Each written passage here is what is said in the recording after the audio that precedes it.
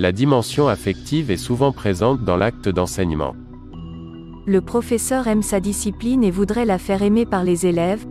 Certains élèves recherchent parfois auprès d'un professeur ou d'un personnel de l'établissement les relations affectives qu'ils ne trouvent pas par ailleurs. L'activité d'enseignement étant le plus souvent solitaire, les difficultés ou aléas peuvent être vécus de manière intime par le professeur qui est conduit à avoir des réactions plus personnelles que professionnelles, pouvant parfois l'amener à ne plus supporter une classe ou un élève. Dans bien des cas, la perturbation intime provoquée par l'échec d'une pratique pédagogique conduit le professeur à mettre en place un système de défense visant à faire porter aux élèves toutes les responsabilités de cet échec et à refuser de modifier les pratiques elles-mêmes. Une partie de la difficulté de l'enseignement donc consiste à s'intéresser personnellement à l'élève sans assumer des responsabilités incompatibles avec les missions générales du professeur et avec le nombre d'élèves qu'il prend en charge.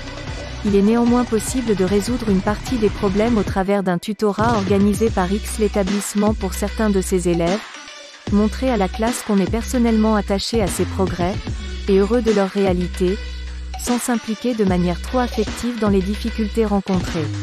Une réponse aux enjeux décrits ci-dessous réside souvent dans un travail en équipe régulier, dans un fonctionnement de classe porte ouverte, habituel en Polynésie française, et même dans une observation réciproque.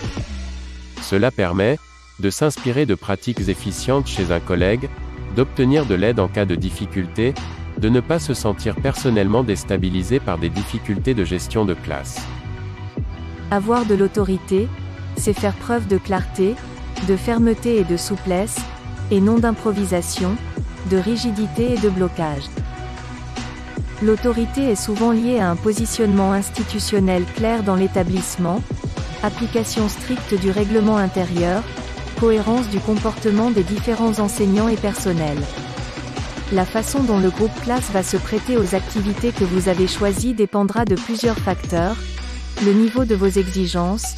Ne proposez pas des tâches insurmontables. Ne vous entêtez pas si vos prévisions ne se réalisent pas. Vous reviendrez plus tard sur l'objectif fixé. Différenciez le travail en fonction des capacités. Adaptez vos méthodes pédagogiques à la classe. Tenez compte de son évolution en cours d'année, selon le comportement du groupe. Accordez plus ou moins de temps au travail individuel ou au dialogue. Variez les activités.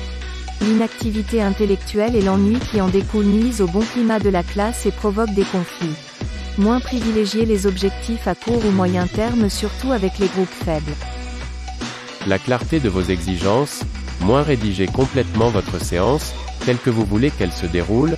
Introduction, questions, réponses attendues, manipulation, production d'élèves, bilans oraux, conclusions écrites. Prenez toujours le temps d'expliquer ce que vous attendez, en termes de comportement. Votre aptitude à moduler le déroulement de la séance en fonction des réactions des élèves, les prévisions de votre préparation se révéleront rarement parfaitement exactes. Votre autorité. Il n'y a en ce domaine ni règle absolue, ni recette miracle, mais quelques conseils peuvent être proposés. Maintenez un sentiment d'équité et essayez d'avoir un comportement et des exigences stables. Les élèves sont très sensibles au fait que le professeur soit juste et constant dans ses exigences. Ne promettez jamais ce que vous ne pourrez tenir, ne menacez les élèves de sanctions qu'à condition de pouvoir les mettre à exécution. Menacer sans cesse et ne jamais punir vous décrédibilise et déprécie rapidement votre autorité. Après des semaines de laxisme, des punitions excessives ont des effets explosifs sur une classe. Donnez vos ordres de manière posée et avec politesse. Peux-tu changer de place s'il te plaît? Évitez de mettre en cause l'élève, en tant que personne, mais plutôt son comportement. Installer des rituels, ils vous permettront d'économiser beaucoup d'énergie.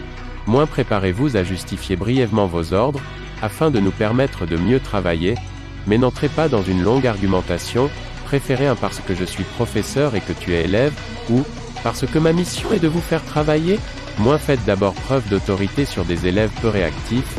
Cela montrera que vous êtes capable de vous faire respecter, mais aussi que vous ne faites pas une fixation sur les fortes têtes. Ne cherchez pas d'emblée l'affrontement personnel et public avec un agitateur. Acceptez de ne pas avoir gain de cause immédiatement et préférez un entretien en fin de séance. Une invitation polie, brève, mais ferme, vaut mieux qu'une longue confrontation. moins engager une phase de cours dictée pour ramener le calme, moins lorsque l'agitation commence à s'installer, baissez la voix au lieu de l'élever, ne montez pas dans les aigus. Bien souvent un CHHHUT est bien placé, mais sans en abuser car les élèves finiraient par les compter.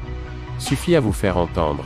Cesser de parler constitue aussi un signal pour les bavards dont les apartés ne sont plus couverts. Moins au besoin, élevez la voix mais de manière brève. Moins l'humour ou la légèreté permettent souvent de se sortir de situations difficiles. Dépersonnalisez les punitions et sanctions, vous punissez ou vous sanctionnez parce que vous respectez les règles établies, et non pour vous venger d'un élève qui vous fatigue. Moins n'acceptez jamais quelque chose qui vous choque ou vous blesse, réagissez immédiatement et simplement, par exemple en relevant les termes d'une agression verbale par un élève.